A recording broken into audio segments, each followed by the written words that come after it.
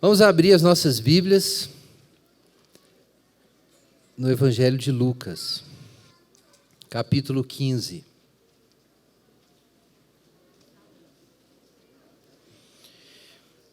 Nós encerramos a nossa série sobre a identidade de Jesus no Evangelho de João, o Eu Sou. E a gente deve retomar os nossos estudos do livro de Atos. A gente fez um pedacinho no ano passado e agora a gente retoma o livro de Atos. Mas nós não vamos retomar já, não. Hoje o tema é livre. Lucas 15. Vou tratar de um outro assunto, irmãos, que tem me causado ansiedades. E eu espero que cause boas ansiedades em vocês também. Vamos compartilhar a carga nesse domingo. Evangelho de Lucas, capítulo 15, versos 1 em diante. Todos os publicanos e pecadores aproximavam-se dele para ouvi-lo, mas os fariseus e os escribas o criticavam, dizendo: este recebe pecadores e come com eles. Então contou-lhes esta parábola. Qual de vós, possuindo 100 ovelhas e perdendo uma delas, não deixa as 99 no campo e não vai atrás da que se perdeu até encontrá-la? E quando a encontra, coloca-a sobre os ombros, cheio de alegria. E chegando em casa, reúne os amigos e vizinhos e lhes diz: alegrai-vos comigo, pois encontrei a minha ovelha perdida. Digo-vos que no céu haverá mais alegria por um pecador que se arrepende do que por 99 justos que não precisam de arrependimento. Ou qual é a mulher que, tendo 10 dracmas e perdendo uma delas, não acende a candeia e não varre a casa, procurando-o com cuidado, até encontrá-la? E quando a encontra, reúne as amigas e vizinhas, dizendo: alegrai-vos comigo, porque achei a dracma que eu havia perdido. Eu vos digo que assim há alegria na presença dos anjos de Deus por um pecador que se arrepende. Disse mais: certo homem tinha 2 filhos. O mais moço disse ao pai: pai, dá-me a parte dos bens que me cabe por herança. Então o pai repartiu seus bens entre eles. Poucos dias depois, o filho mais moço, juntando todas as suas coisas, partiu para um país distante. E lá desperdiçou seus bens, vivendo de modo irresponsável. E depois de gastar tudo, houve naquele país uma grande fome, e ele começou a passar necessidade. Então se colocou a serviço de um dos cidadãos do país, e este o mandou para os seus campos para cuidar de porcos. Ele desejava encher o estômago com as alfarrobas que os porcos comiam, mas ninguém lhe dava nada. Ele, porém, caindo em si, disse: quantos empregados de meu pai têm fartura de comida e eu estou aqui passando fome? Vou me levantar, irei até meu pai e lhe direi: pai, pequei contra o céu e contra ti. Já não sou mais digno de ser chamado teu filho. Trata-me como um de teus empregados. E levantando-se, foi para o seu pai. E estando ele ainda longe, seu pai o viu, e encheu-se de compaixão, e correndo lançou-se ao seu pescoço e o beijou. E o filho lhe disse: pai, pequei contra o céu e contra ti. Não sou mais digno de ser chamado teu filho. Mas o pai disse aos servos: trazei depressa a melhor roupa e vestiu. Ponde-lhe um anel no dedo e sandálias nos pés. Trazei também o melhor bezerro e matai-o. Comamos e alegremo-nos, porque este meu filho estava morto e reviveu, havia se perdido e foi achado. E começaram a se alegrar. O filho mais velho estava no campo. E quando voltava, ao aproximar-se de casa, ouviu a música e as danças, e chamando um dos servos, perguntou-lhe o que era aquilo. E este lhe respondeu: teu irmão voltou, e teu pai matou o melhor bezerro, pois o recebeu são e salvo. Mas ele se indignou e não quis entrar. Então o pai saiu e insistiu com ele. Ele, porém, respondeu ao pai: há tantos anos te sirvo e nunca desobedeci uma ordem tua. Mesmo assim, nunca me deste um cabrito para eu me alegrar com os meus amigos. Chegando, porém, este teu filho, que desperdiçou os teus bens com prostitutas, mataste para ele o melhor bezerro. Mas o pai lhe disse: filho, tu sempre estás comigo, e tudo que é meu é teu. Mas era justo festejarmos e nos alegrarmos, pois este teu irmão estava morto e reviveu, havia se perdido e foi achado. Amém.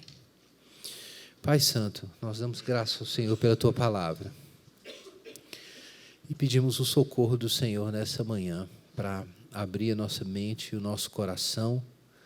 Faz algo na nossa vida, Deus, em nome de Jesus. Amém. Irmãos, nós celebramos há pouco a Páscoa, e como a Vanessa insistiu bastante, nós até gravamos aí um vídeo na semana passada.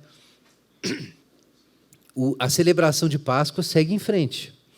Nós estamos nesse período até a festa de Pentecoste, quando nós lembramos a descida do Espírito Santo, relatada em Atos, e inclusive se encaixa bem, né? A gente retomar o livro de Atos agora.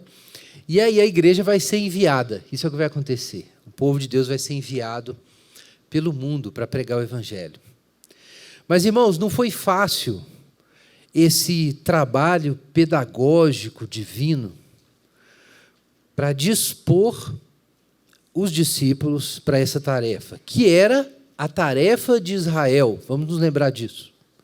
Quando Jesus vem, reúne seus 12, forma esses 12, e então envia, através da descida do Espírito em Pentecoste. Jesus não introduziu uma novidade. Claro que, num sentido, há uma grande novidade, uma nova criação foi estabelecida. Mas no que se refere à tarefa do povo de Deus, não. A tarefa é a mesma tarefa dada por Deus a Abraão e a sua casa, em Gênesis 12. Essa é a tarefa de Israel. Essa é a razão de Deus ter estabelecido o sacerdócio, o reino, enviado os profetas, o templo, para que de Sião saísse a lei e atingisse todas as nações. Esse sempre foi o plano divino. O que nós temos no Novo Testamento é o cumprimento, a correta interpretação e o cumprimento das promessas do pacto abraâmico, que estabelece os meios pelos quais Deus vai abençoar o mundo, trazer o mundo para si. Então, essa tarefa não mudou, mas Israel estava tão distante dessa tarefa, e a gente descobre isso lendo, claro, o próprio Antigo Testamento, quando a gente vê que o comportamento de Israel levou as nações a blasfemarem contra Deus. O nome de Deus foi profanado entre as nações por causa de Israel. O contrário, Israel devia trazer o povo para a adoração, mas Israel reforçava a idolatria. Então, essa era a situação que Jesus encontra. Israel não cumpre sua tarefa. Jesus chega no templo, e o templo devia ser uma casa de oração para todas as nações, e na área do templo, onde os gentios, os não-judeus, deveriam se aproximar para adorar o Deus de Israel, para dali serem conduzidos ao conhecimento da lei, era o lugar onde Israel fazia o seu, ou através da casa sacerdotal, fazia o seu comércio ali por interesses pessoais. E Jesus, é por isso que Jesus purifica o templo e fala aquelas palavras duras. Israel não tinha a menor ideia de qual era a sua missão no mundo, se o templo, que devia ser o centro de atração dos gentios para o culto ao Deus verdadeiro, estava bloqueado. O comércio que eles faziam ali era mais importante do que os gentios. Então, Jesus vem trazer Israel de volta. E a gente percebe isso no sentido macro, né, estrutural, nesse problema de Israel não assumir sua tarefa, mas quando você vê Jesus lidando com os discípulos ali, a luta no nível micro ali, interpessoal, era tremenda. Os discípulos queriam saber da grandeza de Israel, da restauração de Israel, queriam saber quem ia sentar à direita e à esquerda no trono, no reino de Jesus. Eles queriam saber dessas coisas. E quando Jesus começou a dizer, olha, a gente tem que ir para a cruz, eles ficaram desesperados. Falaram, Jesus, não é para isso que a gente está te seguindo. Eles não falaram nesses termos, né? Mas foi por isso que Judas traiu Jesus. É porque Judas não queria, no fim, sair no prejuízo. Depois de 3 anos de investimento no reino, ele não podia sair sem nada. Então ele trai Jesus. E os discípulos todos desanimados ali com aquela história de Jesus dizer que vai para Jerusalém, vai ser crucificado e morrer, e não vão expulsar os romanos, não vai acontecer o que eles esperavam. A gente, lendo a história, descobre que até mesmo depois, Jesus ressurreto aparece para os discípulos, e aí um discípulo ainda tem o desplante de perguntar assim para Jesus, Jesus, agora vai? Será esse o tempo de restaurar o reino a Israel? E aí Jesus, é a última vez que Jesus fala do assunto. Ele diz o seguinte, olha, não vos compete saber os tempos, né, determinados pelo Pai. Recebereis poder ao descer sobre vós o Espírito Santo e sereis testemunhas. Gente, até a última hora, Jesus estava pegando o trem já, a porta do trem fechando, e os discípulos perguntando, Jesus, e a minha parte? Foi difícil. Nós exploramos isso bastante, a gente sempre lembra desse assunto na Páscoa. E esse assunto é chocante, mas ao mesmo tempo é muito animador. Porque você percebe que mesmo naquele poço de tolice que os discípulos estavam enfiados, Jesus continuou cuidando deles, carregando os discípulos até o final. Eu disse na última mensagem minha, nessa série, que os discípulos entraram no reino arrastados, né? Eles dormiram e Jesus falou, ok, então vocês entram dormindo. E catou os discípulos na mão e levou eles para dentro do reino. Então isso é reconfortante. No fim das contas, depende de Deus a nossa salvação. Do Senhor vem a salvação. Ao Senhor pertence a salvação. Mas, ao mesmo tempo que Jesus está ali ensinando essas coisas para os discípulos, o que Ele quer? O que Ele quer que os discípulos entendam é que eles devem viver e fazer o que Jesus fazia. Então, o Pedro que negou Jesus 3 vezes, nós lemos na leitura inicial, no capítulo 21 de João, hoje, a leitura do lecionário, nós lemos que Jesus passou a bola para Pedro. Né? Então, ele diz isso para Pedro, Pedro, você entendeu o que é apacentar? Você foi longe.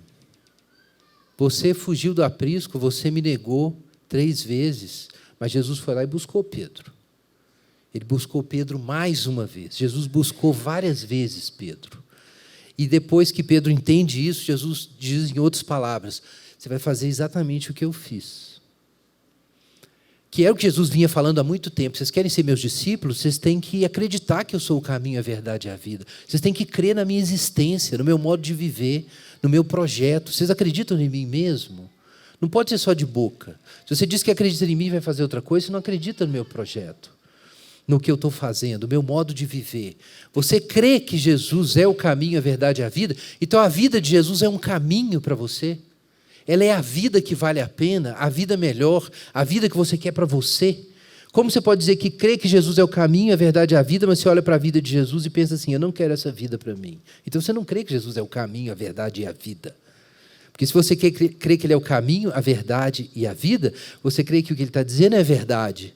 Que o caminho que Ele tomou é o bom caminho. E que a vida dele é a vida boa. E você vai desejar essa vida. E isso Jesus está ensinando para os discípulos. Eles não querem aprender, mas Jesus não para de ensinar. E depois que Pedro é humilhado naquela situação da negação de Jesus, Jesus aparece de novo e diz, Pedro, vamos outra vez? Mas me diga, você me ama? Você entendeu agora o que isso significa? Qual vai ser o custo de apacentar essas ovelhas? Que pescaria é essa que vocês foram convidados lá no início da nossa jornada? Né, que a gente tem no começo dos evangelhos, lá em Lucas 5, Jesus chama os discípulos para serem pescadores de homens. E no finalzinho, lá em João 21, Jesus volta nesse assunto. Ele faz aquele milagre e os discípulos entendem, ok, Jesus está falando com a gente de novo, igual Ele falou no início, quando Ele nos convidou da primeira vez para a gente ser pescador de homens. E aí Jesus pega o Pedro que negou 3 vezes, e faz aquela pergunta 3 vezes, e dá essa tarefa para o Pedro, apacenta as minhas ovelhas. Então nós percebemos que Jesus, a duras penas, procura convencer os discípulos a assumirem a posição que ele assumiu. Quem é? Quem é Jesus? Jesus é o pastor de Israel. Jesus é o servo do Senhor. Jesus é aquele que representa os interesses divinos no mundo. Ele não está ali para fazer a vontade dele, para ser feliz. Ele está ali porque o Pai cuida dele.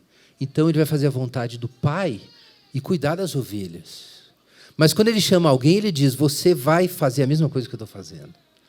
Então todo mundo que é chamado pelo pastor de Israel recebe também essa tarefa de pescar homens, de cuidar. E vejam aqui, nesse trecho, então, tendo esse pano de fundo da vida de Jesus, da chamada de Jesus, nós entendemos o conflito de Lucas 15. Publicanos, pecadores, estão se aproximando de Jesus, e os mestres de Israel, os fariseus e escribas, eles não têm uma pista do que é a obra de Deus no meio do seu povo. Jesus está ali trazendo, é o pastor de Israel, ele está trazendo as ovelhas. E os fariseus não entendem isso. Porque eles querem a igrejinha confortável deles. O que eles estão fazendo ali? Eles estão cuidando do seu bem-estar. Eles estão cuidando dos benefícios de Israel. Eles querem sua posição como líderes religiosos bem estabelecida. Eles querem que Roma se exploda. Eles querem a glória de Israel. Isso é o que importa. E os pecadores, danem-se. Danem-se os pecadores.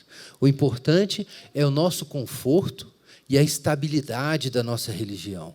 E aí Jesus vem e bagunça tudo, porque ele começa a trazer publicanos e pecadores. E os fariseus não gostam nem um pouco disso. E começam a criticar Jesus. Recebe pecadores e come com eles.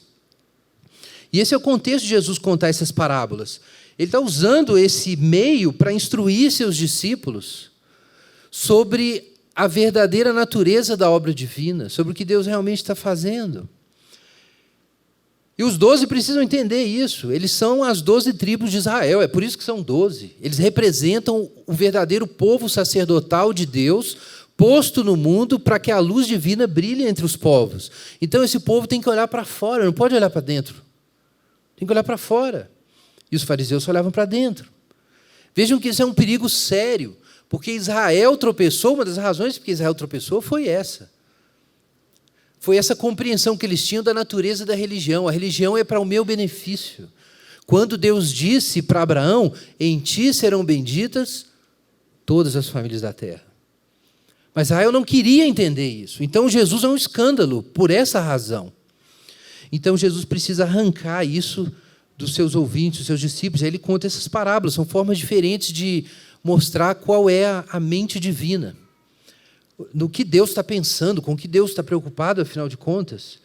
Israel está pensando ali como Caim, por acaso, lá em Gênesis 4, por acaso eu sou o guardador do meu irmão? Quando Deus pergunta. Eu estou cuidando da minha vida.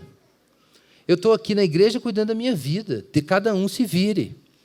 Não, não é assim que Jesus pensa. Não é isso que ele ensinou para os discípulos, e a última coisa que Jesus diz para Pedro é exatamente que, como Jesus cuidava dos assuntos dos outros, Pedro vai ter que fazer isso. E isso vai ser tão completo na vida do Pedro, vai chegar um momento que nem decisões sobre si ele vai poder tomar. Porque alguém vai vesti-lo, atá-lo e levar para onde ele não quer. Então, o caminho de Jesus, apacentar as ovelhas, significa assumir o caminho que Jesus assumiu e abrir mão do que Jesus abriu mão.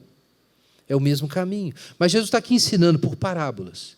Então vejam a diferença de espírito, comparando o que os fariseus e escribas e os homens em geral experimentam quando encontram coisas perdidas. E esse é o nosso ponto. Que mente a gente devia ter a respeito dos perdidos? Então aqui nós temos a ovelha perdida, a dracma perdida e o filho perdido. Essas parábolas estão associadas, mas tem um crescendo aqui, em que a terceira parábola é mais densa, mais detalhada, e revela mais do que está acontecendo nas almas dos homens e, na verdade, no próprio coração de Deus. Às vezes a gente diz que a última parábola é a parábola do filho pródigo. Provavelmente tem esse título na sua Bíblia, Mas essa parábola não é sobre o filho pródigo. A parábola da dracma, em primeiro lugar, não é sobre a dracma. A parábola da ovelha perdida não é sobre a ovelha perdida. E a parábola do filho pródigo não é sobre o filho pródigo. Uai, então danou-se, né, Guilherme? Como é que a gente vai ler a Bíblia desse jeito? Se você prestar atenção nessas três parábolas, você vai perceber que o centro das três parábolas, e nós vamos retomar isso no fim, é a alegria. Mas é a alegria de quem? É a alegria de quem encontra o que estava perdido. Esse é o centro.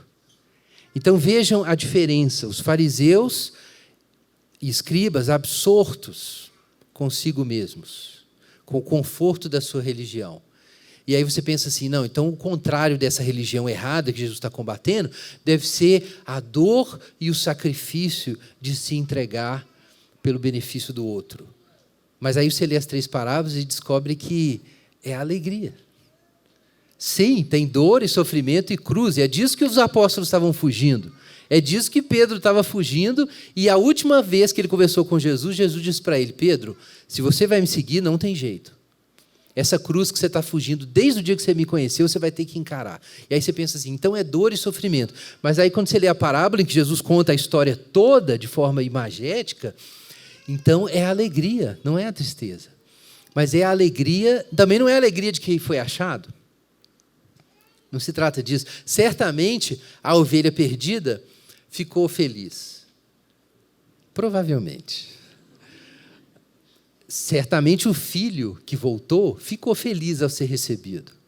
Mas a alegria, que é o assunto dessas parábolas, não é a alegria de quem foi achado.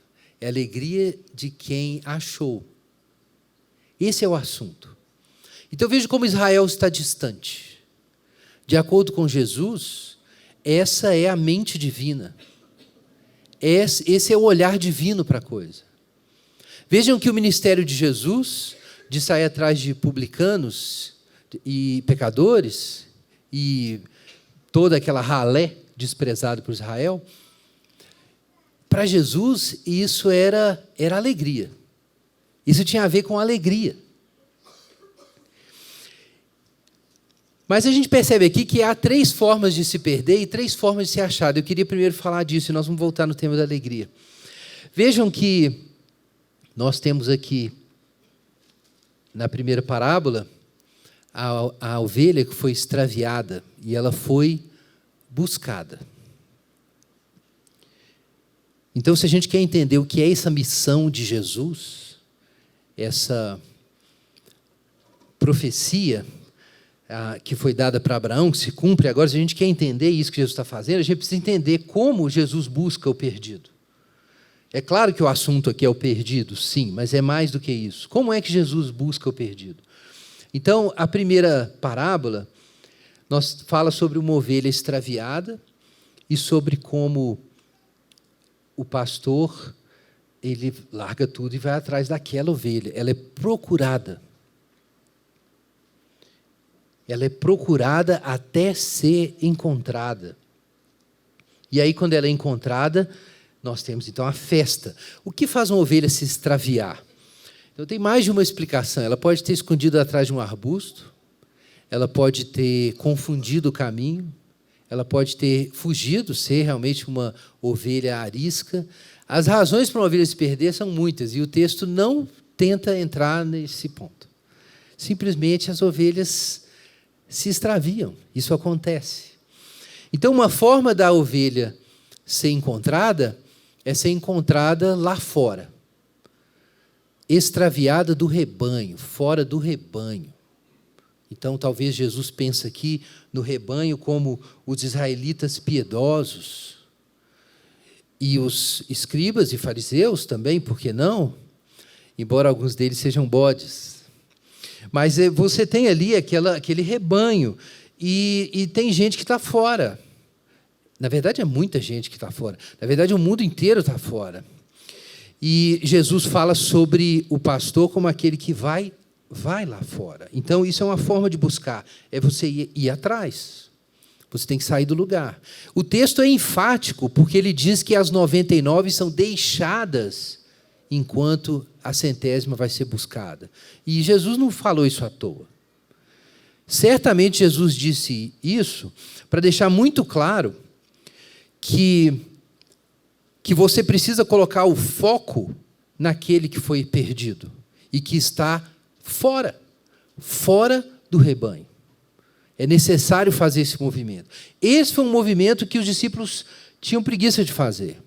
E Jesus foi muito claro lá em Atos, quando ele disse: Jerusalém, Judéia, Samaria, até os confins da terra. Vocês vão ter que ir lá e procurar, lá fora. Então isso é um movimento que tem que ser feito. E segundo Jesus, Deus está fazendo esse movimento.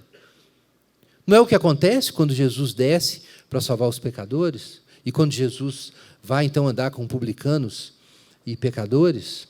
Então, gente, um movimento intencional de ir para além dos limites do rebanho tem que ser feito. Esse movimento tem que ser feito. A gente pode adiar, a gente pode enrolar, mas essa é a ordem de Jesus. A gente tem que fazer isso. E você pode pensar assim, não, mas isso aí, Jesus está falando isso? Aí, 99 ovelhas, 100 ovelhas, pastor, quem tem que fazer isso? É o pastor Igor, é por isso que ele foi para Moçambique, é para isso que ele é pago. Não é, pastor Igor? Ele foi para Moçambique. Pastor, está aqui, não inventa não, Gui. Ô, meu irmão, tudo que Jesus mandou os 12 fazerem, a igreja toda tem que fazer. Deixa eu explicar para você. Acho que a maioria que sabe disso. Por que Jesus escolheu 12? Porque os 12 representam as 12 tribos de Israel. E por que então Jesus deu essa instrução para esses 12? Porque Jesus está restaurando a casa de Israel, está restaurando a nação.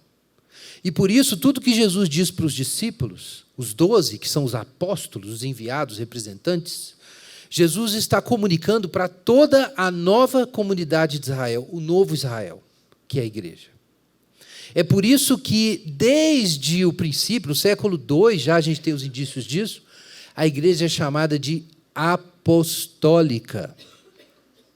A igreja não é apostólica apenas porque ela considera os textos apostólicos autoritativos, mas porque a igreja aprendeu a doutrina dos apóstolos. Por que Jesus escolheu 12? Para comunicar a doutrina que se tornou, a sua doutrina, que se tornou a doutrina dos apóstolos, para a igreja. Então, você não pode ler as ordens, os mandamentos, as instruções de Jesus nos evangelhos como se fossem para os 12 apóstolos. E você fica aqui assistindo o jogo. Não, meu irmão. Os 12 apóstolos representam a igreja e a igreja é a igreja apostólica. Então, quem é que tem que buscar a ovelha perdida? São os discípulos de Jesus. Aquilo que Jesus disse para o Pedro vale para todo mundo. Apacenta as minhas ovelhas. Se você vai amar a vida de Jesus, se você vai desejar a vida de Jesus, como que você não vai ver que Jesus está ali cuidando dos seus amigos? E aí você vai olhar para os seus amigos e vai falar assim, mas eu não tenho que cuidar de ninguém, porque isso aqui é o problema do pastor Igor. Não, isso não faz sentido. Não existe. Não tem lógica. Obviamente não é isso. Então, quem tem que buscar a ovelha perdida? Deus, em primeiro lugar, está buscando a ovelha perdida. Mas Jesus está ensinando aos discípulos qual é o coração divino, a mente divina. E se a gente quer se aproximar de Jesus, a gente tem que ganhar isso. Então, aqui nós temos uma forma de lidar com o perdido, é ir lá buscar. Mas isso a próxima parábola coloca uma outra abordagem que desde também da antiguidade cristã é levantada, que é a dracma perdida dentro de casa, não é isso? A mulher tem 10 dracmas, perdendo uma delas, não acende. Qual mulher que perdendo uma das 10 dracmas não acende a candeia e varre a casa procurando com cuidado até encontrá-la? Aqui se procura também. É uma outra história. É um pouquinho diferente. Nós também estamos saindo de onde estamos para fazer uma busca. Mas é possível se perder dentro de casa.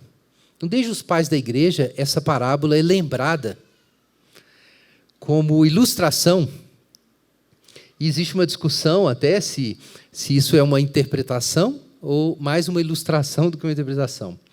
Mas ela tem seu pedigree. Desde os pais da igreja, ela é usada para dizer o seguinte: tem muita gente perdida dentro de casa. Tem muita gente perdida dentro de casa. Tem gente que está perdida lá fora. E a gente tem que ir lá fora, mas tem gente que está perdida dentro.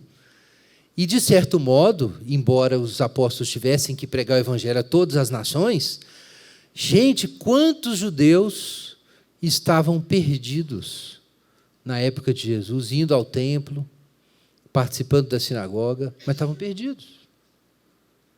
Igualmente perdidos. Então, é perfeitamente possível que você esteja perdido dentro de casa, e como os pais diziam, dentro da igreja, dentro da própria igreja. Então, a gente tem que pensar em buscar lá fora, mas a gente tem que buscar dentro. Às vezes, o corpo está aqui, mas a alma está longe. E se você percebe que a alma do seu irmão está longe, no amor você tem que trazer ela de volta. Amar significa isso também.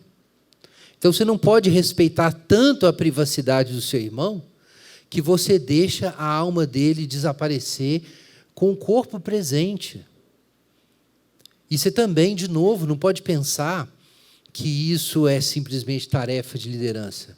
Quando Paulo fala sobre isso em Colossenses, é muito claro: instruí-vos e aconselhai-vos mutuamente em toda sabedoria. Mutuamente, uns aos outros. Uns aos outros é tarefa de todo mundo. Né? Instruir-se, aconselhar-se, apoiar seu irmão está afundando ali, puxa, o sujeito, fica assistindo para ver se alguém vai. Não, meu irmão.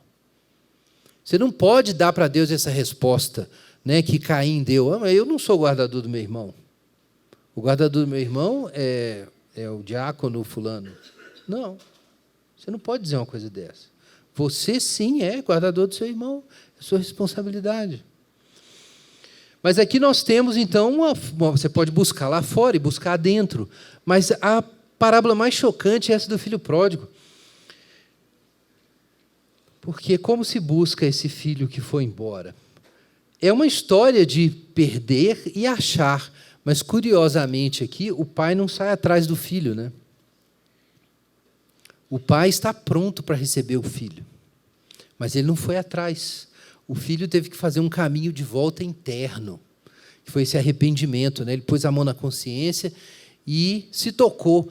Gente, a vida que eu perdi, a ingratidão, a indignidade do que eu cometi. Então, ele faz uma volta dentro dele, né? O arrependimento acontece. E aí ele faz o caminho. E, enquanto isso, o pai está lá, aguardando, esperando. Então, gente, isso me faz pensar que não é sempre do mesmo jeito que a gente busca. Existem as pessoas que a gente tem que ir lá bater na porta delas e anunciar o evangelho, e trazer, e pescar, né? Como foi a primeira imagem que Jesus usou com os discípulos, da pescaria.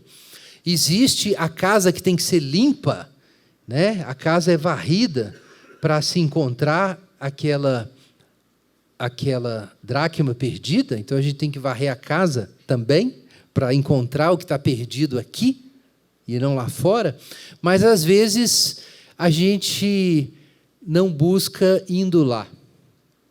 Quando você tem...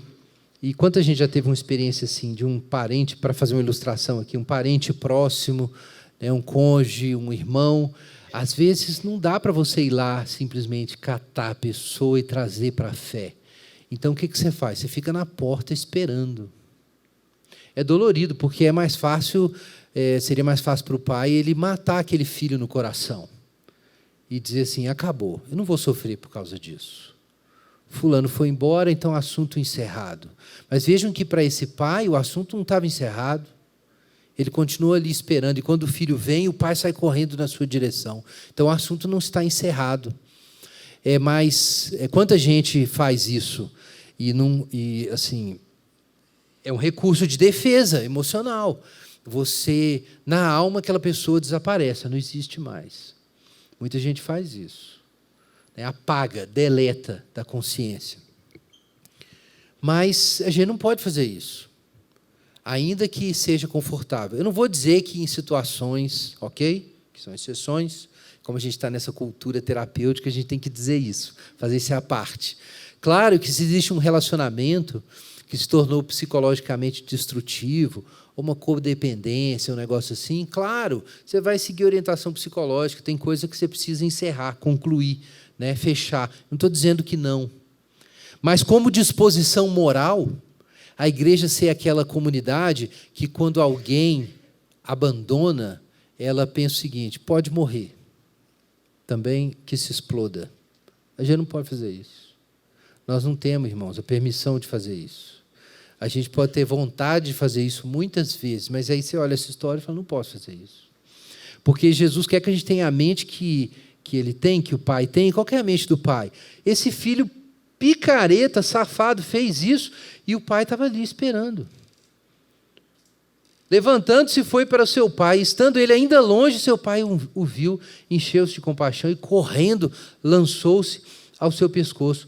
Os irmãos sabem que era considerado indigno de um homem, de um chefe de família, naquele contexto ali no interior da Palestina, de sair correndo, desembestado na rua por qualquer razão. Você manda um servo correndo e você vai andando. Homens respeitáveis, chefes de família, não faziam isso no Oriente Médio, ali na Palestina. Não existia essa cultura. Então, isso aqui que Jesus descreveu foi extremamente escandaloso aos ouvidos ali judaicos. Foi extremamente escandaloso. Como assim? Ele está falando de quem? Está falando de Deus? Não é possível? Deus saindo, né, correndo, emocionado, desembestado, pulou no pescoço do sujeito e o beijou. O picareta daquele filho, ele fez isso. Então, aqui, a graça de Deus é escandalosa. A graça de Deus é escandalosa, gente. Era quase imoral nos ouvidos daqueles judeus. E Jesus conta essa história. Ele começa com algo que eles concordariam, né? Qual de vocês não deixará as 99 para buscar a ovelha que estava perdida? E, a essa altura, os fariseus e publicanos diriam: claro, eu concordo com isso, mas essa terceira parábola, não. É demais. É demais. Aquela atitude do pai. Então, vejo, irmãos, que, é claro, num nível, eu quis dizer que não existe uma forma só de receber o perdido, de encontrar. Às vezes a gente tem que ir lá fora buscar. Às vezes a gente tem que varrer a casa, e às vezes a gente tem que esperar, porque não vai conseguir buscar. Deus pode trazer, mas você não vai conseguir. Às vezes tem que deixar a pessoa vir. Ela tem que vir. Mas o ponto crucial nessas três experiências, e são experiências claramente diferentes aqui, isso é o que diferencia as três, mas tem um ponto de convergência muito clara. Seja indo lá fora, seja varrendo dentro, seja aguardando que alguma coisa aconteça, a atitude é a mesma. Deus deseja o pecador. E Jesus chega ao ponto de dizer que Deus aguarda um gesto do pecador para correr na sua direção. Deus correr na sua direção. Sim, nós somos calvinistas. Antes que alguém levante essa pergunta. Sim, nós somos calvinistas, acreditamos em chamada eficaz, e tudo isso. E a gente gosta de dizer, apesar de que isso eu já não falo, que é Jesus que te aceita, não é você que aceita Jesus. Sim, mas isso é metade da história. Se fosse só isso, Jesus não contava essa parábola. Ele não contaria essa parábola se fosse só isso.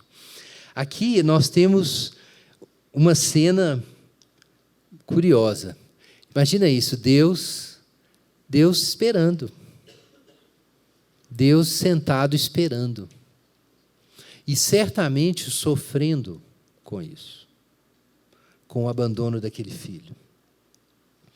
E nós percebemos o oposto dessa angústia, a angústia do pastor, a angústia da mulher que varre a casa, a angústia desse pai que aguarda. Qual é a contrapartida disso? É que quando a ovelha é encontrada, a dracma é encontrada, quando o filho volta, existe a alegria. Não há uma forma única de buscar e recebei o perdido. Não existe um jeito único de lidar com isso. Vai ter situações que a gente tem que ir lá buscar e vai ter situações que a gente vai ter que esperar. Mas, irmãos, o coração é o mesmo em todas as situações. É muito claro. E essa é a ênfase de Jesus nas 3 parábolas. É alegria. Tem uma festa. Então, existe uma festa com os amigos do pastor, existe uma festa da mulher com as suas amigas e vizinhas, e existe uma festa do pai. Mas na 3ª parábola, Jesus põe um contraste aqui entre a festa do pai com o filho mais velho.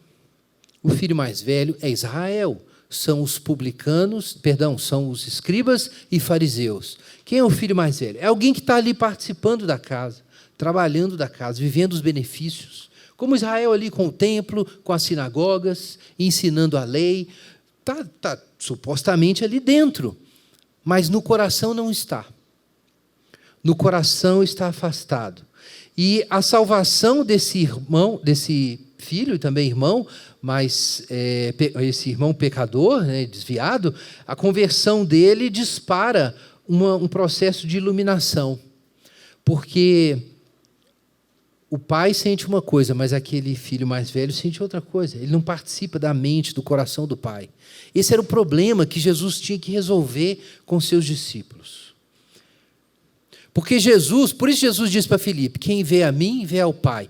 Jesus tem o Espírito de Deus. Ele tem o coração, a mente divina. Ele olha as situações do jeito que o Pai olha. E ele sente o que o Pai sentiria. Então ele entende que esse ministério é o ministério da alegria. Ele entende a natureza desse ministério. Mas os apóstolos, e certamente aqueles escribas e fariseus, não entendem isso. Porque a religião para eles tem outra função. Ela não tem a ver com a celebração da comunhão com Deus. Tem a ver com meus méritos, tem a ver com o que eu realizo, tem a ver com o meu conforto comunitário e religioso. Irmãos, isso vai desde uma preguiça de se preocupar com temas missionários na comunidade, até uma angústia quando começa a aparecer muita gente estranha na igreja e a pessoa não quer serviço. Tem muita gente estranha aqui na igreja. Tem gente estranha no sentido que são, né, os visitantes, e tem gente estranha porque é estranha mesmo. Mas, irmãos, é possível você ter essa atitude de publicano, sabe? Atitude de fariseu, de escriba. É possível ter essa atitude. Não, eu quero a minha comunidade, eu quero o meu conforto, eu quero o meu domingo. Eu não quero trabalho, eu não quero problema. Eu não quero gente que eu vou ter que cuidar, que eu vou ter que me preocupar. Eu não quero nada disso. É possível a gente ter essa atitude, irmãos. A tentação está aí presente. E é difícil, mas a gente tem que aprender o caminho de Jesus. Jesus com aqueles apóstolos complicados. Jesus é traído por Judas, aqui não tem jeito, mas ele é negado e abandonado pelos seus discípulos. E depois ele vai lá e busca Pedro outra vez. Jesus fez isso, buscou Pedro de novo.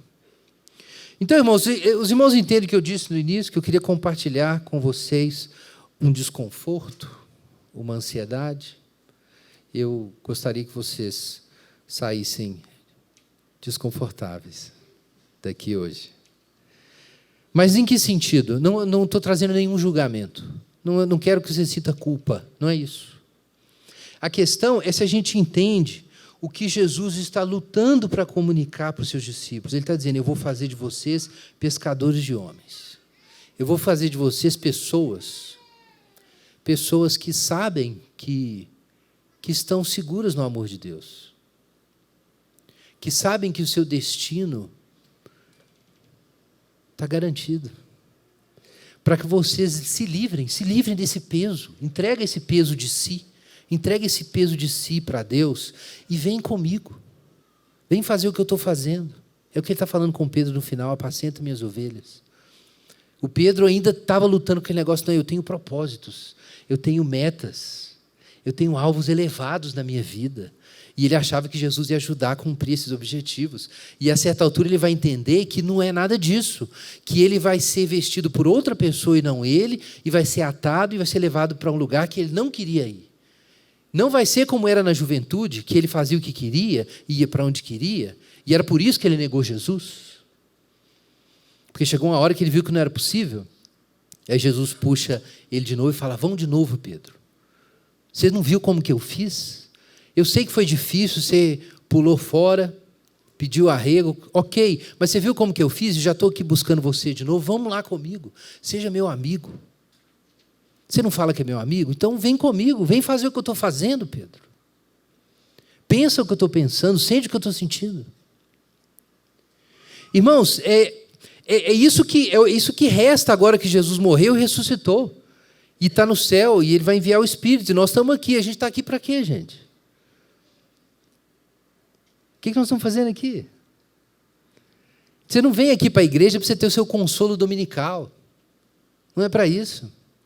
Você está sendo convocado para a mesma tarefa, para a mesma função. Então, que lindo que Jesus busca a ovelha perdida. Não, meu irmão. A pergunta de Jesus nessa parábola é o seguinte: você é daqueles que querem o conforto e ficam indignados com a necessidade de gastar, ocupar a vida com gente que dá trabalho? Que é o que o texto está falando, né? Ovelha perdida, dracma perdida, tem que varrer a casa inteira para achar, filho bagunceiro, não é isso? É isso que o texto fala. Você fala assim: não, eu quero cuidar da minha vida. Mas aí Jesus está contando essa parábola e está dizendo que Deus quer fazer uma festa. E Deus quer que você se alegre com Ele, pelas razões que Ele se alegra. Esse é o ponto final. E talvez você pense assim: eu não vou dar conta de fazer isso, porque é muito sacrifício eu abandonar as minhas prioridades para organizar meus... Não é que você não tem projetos, você pode ter meus projetos, mas a questão é, eu fazer meus projetos de trabalho, de ter filho, de estudo, é isso mesmo, isso tem que girar ao redor de outras pessoas, cara.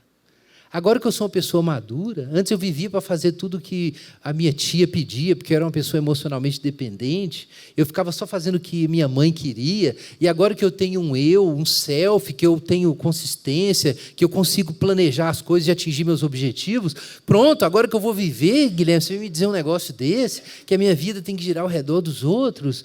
Sim, exatamente isso. É isso que eu estou dizendo. É isso que a vida de Jesus propõe. O único jeito de ter isso é se você conhecer a alegria que Jesus conhecia, que Ele está contando aqui. Porque quando você fala assim: ai, que preguiça. Você pensou isso agora? Quando você fala assim: ai, que preguiça, eu não quero fazer isso. Tá, eu entendo. Mas quando você pensa isso, tem uma coisa que você esqueceu. É que Deus é alegria. É que Jesus, de acordo com Hebreus, tomou a cruz por causa da alegria que lhe estava proposta. E Jesus, nessas parábolas, deixou muito claro que o fim desse sacrifício é uma festa. Vamos orar. Enquanto os irmãos distribuem os elementos, pede ao Senhor visão e coragem para seguir Jesus.